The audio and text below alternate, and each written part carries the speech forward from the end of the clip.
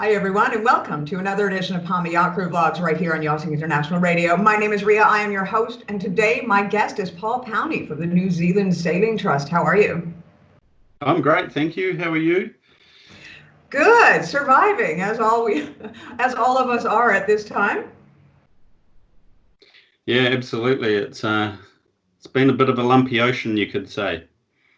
Just a tad, but you know what? We'll soldier on, I'm sure, every single one of us. But the reason I have you here today is to talk about the New Zealand Sailing Trust. Now, let's start off. Tell me a little bit about the Sailing Trust to begin with. Sure. So we're a young charitable trust, a not-for-profit. We were formed in 2008 with the acquisition of Lion New Zealand. And at that stage, two of our founding trustees, who are still trustees today, had a vision of utilising Lion New Zealand as a platform for youth development. So they formed the trust with some seed capital and quite quickly formed some programs to get disadvantaged youth and youth in general out on these boats as Lion New Zealand at that stage as a platform for youth development, where they would sail for up to 6 days at a time out in the Greater Hauraki Gulf. So for people that know New Zealand, we're licensed to operate between the Bay of Plenty and the Bay of Islands, so quite a big area to sail within. And Lion hasn't been changed since it was sailed around the world, with the exception of perhaps fine-tuning the interior for more accommodation and utilisation of the galley, etc. So very much still hands-on. If we move forward 4 years, there was an opportunity to purchase Steinlager 2 and bring that back to New Zealand. So Lion New Zealand was built for the 1985-1986 campaign, Whitbread Round the World campaign by Sir Peter Blake. It came second in that campaign, and that spurred Sir Peter on to have a fifth attempt and design Lion New Zealand. So some great history with the two boats. Lion New Zealand being designed by Ron Holland and Steinlager 2, a ketch being designed by Bruce Farr and Associates. Steinlager 2, of course, went on to win the 1989-1990 Whitbread campaign, but not only win the final leg, but win all 6 legs of the Whitbread Round the World campaign. And that's a feat still unbeaten today in the ocean race. So really put New Zealand sailing on the map and created some wonderful careers for many Kiwi sailors who have enjoyed international sailing success. And I'd also argue that those two boats were the catalyst for New Zealand to go on and win America's Cup campaigns and transform our waterfront in Auckland as we see today. So the trust acquired Steinlager 2, brought it back to New Zealand, put it through a refit approximately 6 years ago. Lion's just recently gone through a refit, so we've got 2 wonderful platforms. Each year we're placing about 1,200 youth through our programs between the ages of 13 and 22. Typically 25 kids, 2 teachers and 3 to 4 crew. I guess the best way to explain what we do is, apart from the briefings and stowing your gear, etc., we motor out of the marina in the Viaduct Harbour in Auckland out onto the Waitemata Harbour, point the yacht to wind, and from that point on the kids are sailing the boat.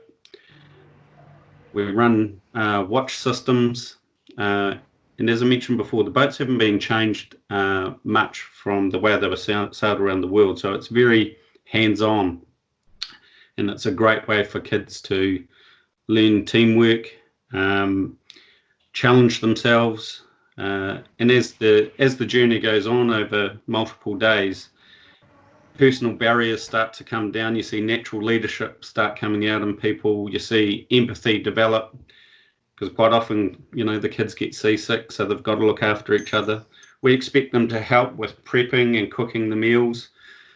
This is sort of stuff that they haven't done at home. And many of the kids that we see through our programs may have not even been on a boat or been on the water before. So it's pretty powerful stuff. We do a beach clean because we're lucky enough to be out in the Hauraki Gulf, where not even 99.9% of New Zealanders get to go. We do a little bit of environmental duty, and we'll often get the kids to do a beach clean, and that helps them see the impact that we have on our own environment. And hopefully, while they're at that age where I guess they're forming, storming, norming, we can help them just sow that seed about being great environmental citizens as well. So I guess we build resilience, we challenge them, we encourage empathy. They come back fired up about life. They come back 10 foot tall and bulletproof. So it's it affects many of them in many different ways, but in most cases it's a really positive outcome for the participants. What is the average age of the youth that come on board? Typically 14 to 16-year-olds. In the case that you're not a disadvantaged sailor, your parents can afford to pay for you to go, is there that possibility as well, that your parents can send you on one of these journeys? I guess it depends. Typically we work with community groups in high school, so majority of our participants are from high schools or college. Because we're a lean organisation, we're not set up to run to run a program with individuals per se. So we work with groups like the Blue Light Police Charity, who work with disadvantaged youth, yacht clubs with youth sailors, but majority of our programs are with high school and college kids from a variety of backgrounds. So they can be from a lower socio-economic right through to perhaps a private school. So we have a fairly diverse range of youth that come through the programs. Now, typically it's mums and dads that pay, and we try to keep our costs of running our programs as low as possible. So that's where we have a mix of revenue streams from donations, proceeds from gambling trusts, philanthropic donations, through to our own programs. It was our goal to become self-sufficient, so we weren't relying on, we're less reliant on philanthropic donations from the aforementioned parties, and more reliant on the income that we generate ourselves, perhaps topped up by doing business leadership programs or charters, funded typically by mums and dads and the schools. So the schools might subsidise the program, or they might apply for a grant through a foundation to subsidise the costs or cover the cost for those participants who are in that lower socio-economic bracket. So with the problems we face now with COVID-19, well, the situation we're in with COVID-19, we were tracking quite well. And then from March through till the end of May is typically our best season for program revenue, where and we have our highest number of participants. But of course, 2 weeks before lockdown, those programs pretty much were all cancelled. And the flow-on effect is 5 months of not being able to deliver any programs or cancelled programs, and so that has a massive effect on the trust from a Well, I can revenue imagine as well. So I can imagine as well, though, that any fundraising efforts would be null and void as well. So our traditional funding partners, of course, they've been in lockdown and their revenue streams have been affected. And that is, say, for example, the New Zealand Lotteries Board, the gaming trusts, but also our suppliers and sponsors. We're very lucky that we have some wonderful industry sponsors who have sponsored us with products during the refit, or even with cash donations. But of course, everybody's in the same boat. So it's really hard to ask for a cash donation to try and keep the trust afloat at the moment, because they're all in a similar situation where they're having to downsize and protect their own businesses. Well, you've come up with a great concept, though. Tell me about the hashtag #passthebucket.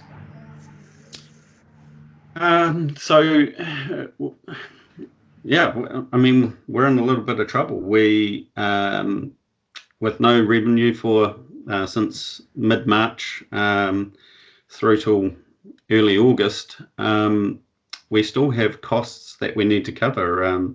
Berthage, rent. We've been fortunate to receive some subsidies for wages for our crew, but we've had to really downsize. When I say downsize, stand down our team. So they're only being paid a small portion of what they would normally be paid. So we were trying to come up with a creative way which we could appeal to our fan base and the yachting community around a way of getting some donations in to help support those costs and limit the amount of money we have to borrow off the bank to essentially survive. So Pass the Bucket campaign was born, and we felt the idea of we got some of the crew together, filmed a series of short clips of us throwing water each other over us out of a bucket, essentially, which gave the image of, I guess, bailing the boat and helping keeping us afloat. So we've posted that out through our social media channels in an attempt to just raise a little bit of awareness to our plight. And I know it's tough times for everybody, but a little goes a long way. And if we can help spread the load, that helps keep the trust alive and doing the good work that we're doing. Because now that we're out of lockdown, we really want the schools and our community groups to come back sailing with us. And I think now more than ever is a time where we want to be helping shape young New Zealanders' futures. So the Pass the Bucket campaign, you don't necessarily have to join in and do the video. That's the fun element of it. But the idea was you make a small donation through our platform, make a short video, upload that, and tag in a couple of mates who you think might be able to help us out as well. So we're hoping that it sort of goes a little bit viral, really. Well, I mean, realistically, it's fun.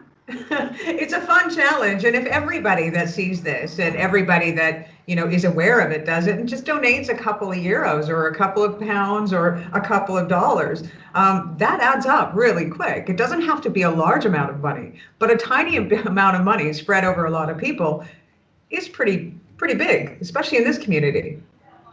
Absolutely. It also raises a little bit of awareness about the trust and what we're doing. We sort of fly under the radar a little bit. We've got these two wonderful assets, which, they cost a lot of money to keep in shape and keep safe. But, they're held in trust. They're held in trust for the future generations of youth and sailors. And it's a small investment in tomorrow's employees, tomorrow's volunteers, the next generation, if you like.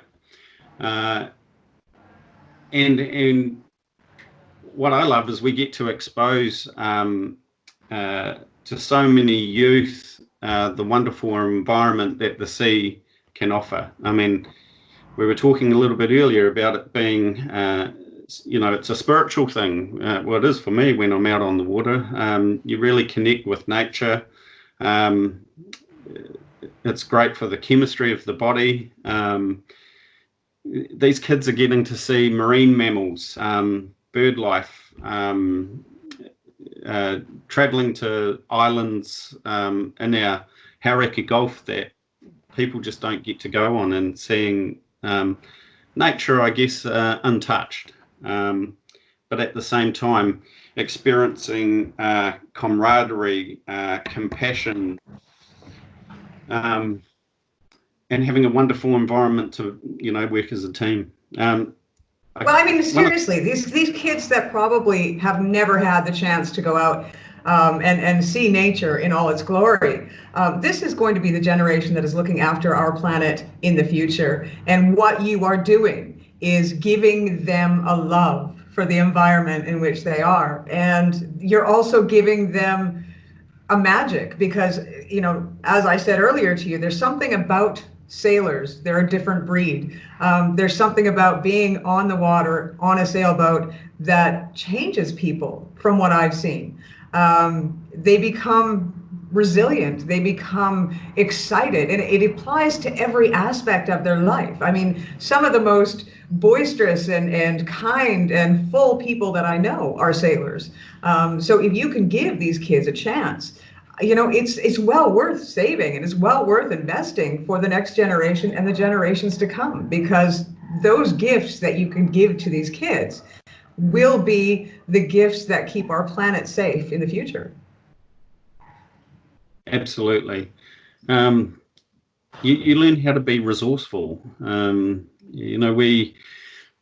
We look at we're a very sustainable organisation. We manage our supply channels, because every element of what we do on board, we want the youth to go away thinking about how that impacts on their lives and back in society when they finish their program and go back into society. So, now's when we've got them, it's the opportunity to sow those little seeds. Well, you know what? I'm gonna try to do the Pass the Bucket challenge. I'll have to. I've got 2 kids of my own. I'm sure that will. Sorry. I look forward to seeing that. Well, I've got 2 kids of my own that I'm sure would be more than happy to pour water all over me all day long, to be absolutely honest with you. And so I will start the challenge on my end. You'll have to give me a good 48 hours though, because I got to plan this out right. But I will do a donation on my end, and hopefully our viewers and our listeners will take the challenge on, and we can start seeing this go viral straight across the face of the planet and help you guys stay afloat. Because, it's like you said, this started in 2008. And you've gone from strength to strength. You've acquired a new boat along the way. You are preserving history. You managed to refit both of these boats. And we can never anticipate something like what the world has just gone through. So obviously the trust is doing everything that it should be doing in the right way. And if we can just get you through this tiny little hiccup in our universe, as we're all looking at it now, to go on to bigger and better things and to continue doing exactly what it is you've been doing since 2008. Absolutely. Thank you very much. It doesn't just have to be the Pass the Bucket either. If there are organisations that get what we do and want to be involved, they could also look at sponsoring a school for a day. So it works out at about $3,500 New Zealand dollars a day. So look, I'll put that out there for your viewers and listeners as well. Well, and you know what, we're going to make sure, because I was on the website earlier, and we're going to make sure to post all the details when we air this interview, because there is a variety of ways that you can help out, and it's not just through Pass the Bucket Challenge, Yep. but there is other ways as well. We even get visiting super yachts in port donating, rope and cordage that is no longer required by them, and just little things like that make a difference in terms of our repairs and maintenance and costs like that. So. Well, thank you very much, Paul. We will make sure to follow this up. And now that I've said it on air, I guess I'm going to have to be doing this. I am sending it direct to you. I'm telling you now. Wonderful. Yep, we're on Facebook, we're on Instagram, and of course we have our website. And if anybody wants to get in touch with me directly, please pass on my details. I'm happy to have a chat. Wonderful. Well, Paul, thank you so much. And everyone out there, check out the New Zealand Sailing Trust. It's nzsailingtrust.org.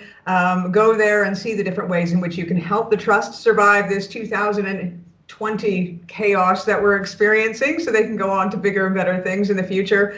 Once again, it's been Paul Powney from the New Zealand Sailing Trust. You have been watching another edition of Powney Yacht Crew Blogs. My name is Ria. I have been your host. Thank you, Paul. We'll see you again, another episode.